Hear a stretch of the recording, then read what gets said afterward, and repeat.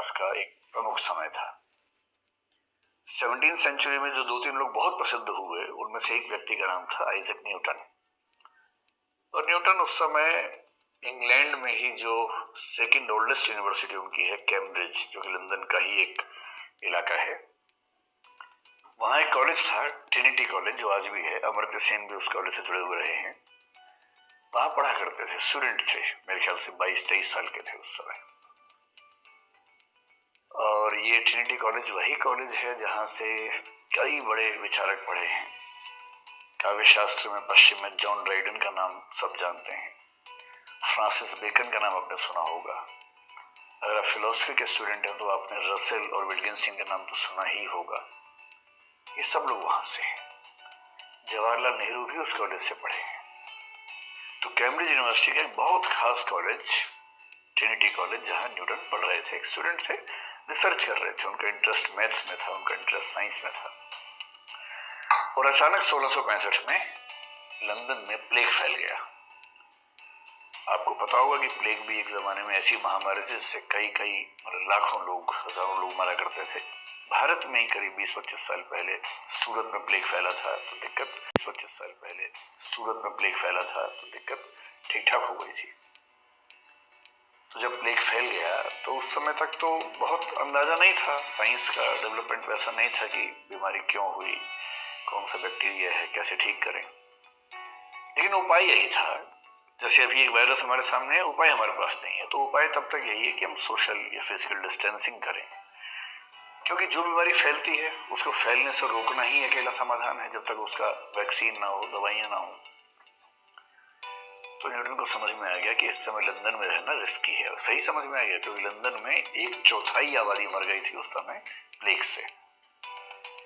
तो सही समय पे न्यूटन वहां से निकले और अपने घर चले गए, जो वहां से मेरे ख्याल से 100-200 किलोमीटर दूर था।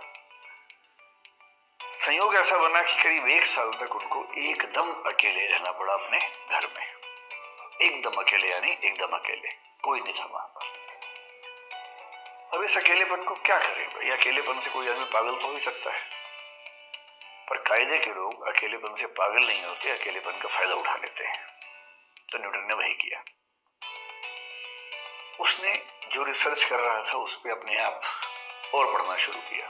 किताबें बहुत सारी नहीं थी। जब किताबें नहीं होती तो हम बाहर से नहीं ज्ञान अर्जित करते, भीतर से सोचने लगते हैं। उसने भीतर से सोचा, नया नया सोचा, हर तरीके से सोच के देखा। और उस 1 साल का रिजल्ट ये हुआ कि उसने अर्ली कैलकुलस, यानी कैलकुलस जो आज हम पढ़ते हैं, उसकी शुरुआत कहते हैं कि न्यूटन के उस 1 साल से हुई। इतना ही नहीं, उसने एक पेड़ के पास एक छोटी सी जगह बनाई जहां पर रोशनी बहुत कम आती थी। उस रोशनी की किरण के साथ उसने एक्सपेरिमेंट्स किए और कहते हैं कि ऑप्टिक्स का विकास वहां से होना शुरू हुआ। और सबसे रोचक बात, आपने सुना होगा कि एक बार न्यूटन ने सेब के पेड़ से सेब को नीचे गिरते हुए देखा और वो चौंक गया कि ये सेब नीचे ही क्यों गिरा, ऊपर क्यों नहीं गिरा। और यहीं से ग्रेविटी यानी गुरुत्वाकर्षण के सिद्धांत की शुरुआत हुई। वो जो सेब का पेड़ था वो भी उसके उसी घर में, बेडरूम में, खिड़की के सामने था, जहां उसने 1665 से 1666 तक का 1 साल गुजारा था। उसी कमरे में बैठे हुए जब उसने पेड़ से सेब को गिरते हुए देखा, तभी वो सवाल कौन था कि ये सेब नीचे क्यों गिरा। लंदन में भी सेब गिर ही रहे थे जब वो था, सब कुछ गिरता था, फूल भी गिरते थे और भी फल गिरते थे, पर नजर नहीं जा रही थी। हमारी नजर जब हम अकेले होते हैं तब उन चीजों पर जानी शुरू होती है जिन पर सामान्यता नहीं जाती है। और उस एक सेब तो हमेशा से गिरते रहे हैं, हर देश में, हर इलाके में गिरे हैं। और उस सेब ने गिरते गिरते न्यूटन के मन में एक बात बैठा दी कि सोचो कि मैं नीचे ही क्यों गया। और यहां से वो महान सिद्धांत पैदा हुआ, गुरुत्वाकर्षण का सिद्धांत, जिस सिद्धांत ने हमारी विज्ञान के इतिहास की दुनिया को बदल दिया। आइंस्टीन ने यूं ही नहीं कहा था कि मैं आइंस्टीन इसलिए बन पाया हूं क्योंकि मैं न्यूटन के कंधे पर बैठा हूं।